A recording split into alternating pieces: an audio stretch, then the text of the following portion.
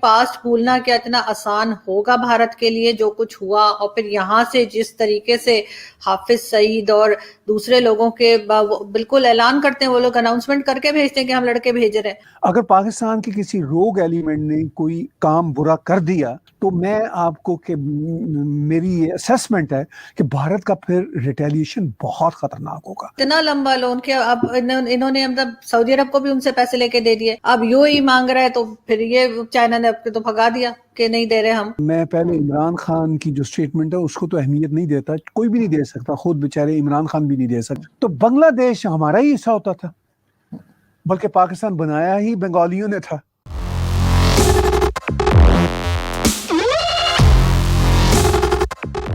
جے ہند دوستو، میرا بھارت مہان نیوز چینل میں آپ کا سواگت ہے۔ جیسے کہ آپ کو پتہ ہی ہوگا کہ بھارت اور پاکستان کے بیچ پیس وارتا شروع ہو چکی ہے۔ پاکستان کی اکانومی کا بینڈ بج چکا ہے اور وہ لون کے نیچے دبے ہوئے ہیں۔ اب ان کو لون چکانے کے لیے چائنا نے بھی اور پیسے دینے سے منع کر دیا ہے، اور بھارت پاک بارڈر پہ سیز فائر کا النگھن کرنے پر دونوں دیشوں کے کروڑوں روپے خرچ ہو جاتے ہیں۔ اب وہ بھارت سے دوستی کرنا چاہتا ہے کیونکہ وہ بھارت کا مقابلہ تو کر نہیں سکتا، الٹا کشمیر کے چکر میں دیش ہی چائنا کے ہاتھ نہ بک جائے اس کا ڈر ستا رہا ہے، کیونکہ اب پاکستان کے برادر ملک سعودی عرب نے بھی ہاتھ چھوڑ دیے ہیں اور چائنا بھی اور پیسے نہیں دے رہا۔ آج کے ویڈیو میں دیکھیں گے کہ پاکستانی میڈیا کے جرنلسٹ آرزو کاظمی اور طاہر گورا صاحب کی ایک بہترین ڈسکشن۔ ویڈیو اگر اچھا لگے تو لائک اور شیئر کریں اور چینل کو سبسکرائب کرنا مت بھولیے گا۔ جے ہند، جے بھارت۔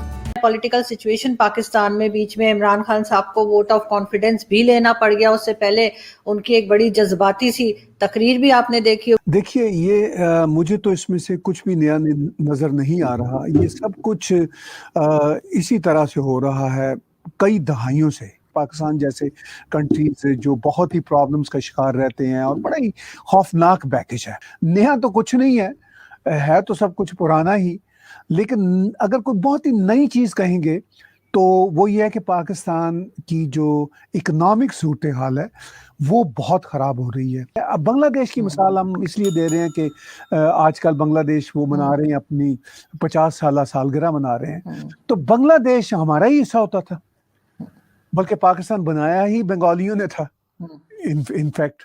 تو وہ اچھا کام کیا یا برا کام کیا یہ ایک الگ بحث ہے، جس میں کوئی 1.5-2 ملین پنجابیوں کا خون بہا، میں تو یہ کہوں گا کھل کے۔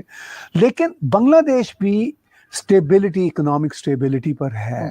نیشنل سیکیورٹی ڈائلاگ ہوئے ہیں اسلام آباد میں، اس میں آپ نے پرائم منسٹر عمران خان کی بات بھی سنی ہوگی، اور اس کے بعد جو آرمی چیف ہیں قمر باجوہ، انہوں نے بھی یہ کہا کہ ہم انڈیا کے ساتھ جو ہے وہ اچھے ریلیشنز چاہتے ہیں، اور پاسٹ کو جو ہے وہ کہہ رہے تھے کہ بھول جانا چاہیے، پیچھے کر دینا چاہیے اور آگے بڑھیں۔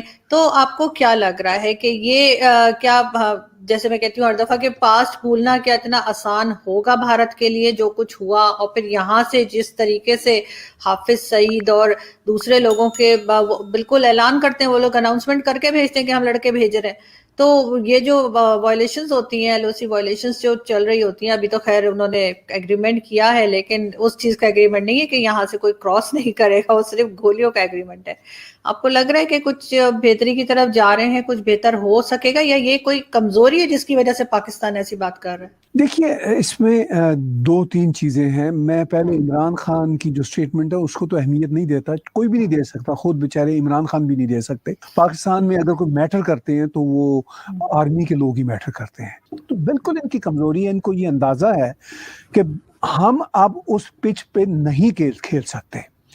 اس کی وجہ یہ ہے کہ اکنامک کرائسس بہت شدید ہے۔ پہلے بھی دوستیاں بھارت سے کرتے تھے، لیکن اس وقت کیا ہوتا تھا کہ عرب بھی ہمارے ساتھ ہوتے تھے، یعنی پاکستان کے ساتھ پیسے ویسے دے دیا کرتے تھے، امریکنز بھی دے دیا کرتے تھے، IMF سے بھی آ جاتے تھے، فیٹف بھی اتنا سخت نہیں ہوتا تھا۔ اب کوئی 2.5-3 سال سے فیٹف کی تلوار جوں کی تون لٹکی ہوئی ہے۔ لیکن اس سارے کھیل میں دیکھیے پاکستان اور بھارت کے بیچ پیس کے جو ہیں عمل بہت سارے ماضی میں بھی ہوئے، اور وہ کوئی نہ کوئی مسئلہ ہو جاتا تھا، کوئی نہ کوئی پراکسی ٹیررزم ہو جاتی تھی، تو پیس وہ ختم ہو جاتا تھا۔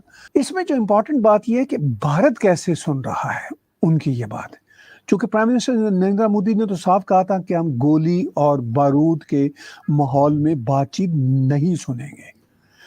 تو چائنا کا جانا پیچھے بھارت سے، تو یہ ایک بہت بڑا انٹرنیشنل سینیریو ہے جو کہ نئی امریکن ایڈمنسٹریشن آنے کے بعد ہم توقع کرتے تھے. بھارت مجھے لگتا ہے بہت فرم ہے کہ بھئی ہم کسی قسم کی ٹیررزم کو برداشت نہیں کریں گے، وہ اس بار نہیں کریں گے.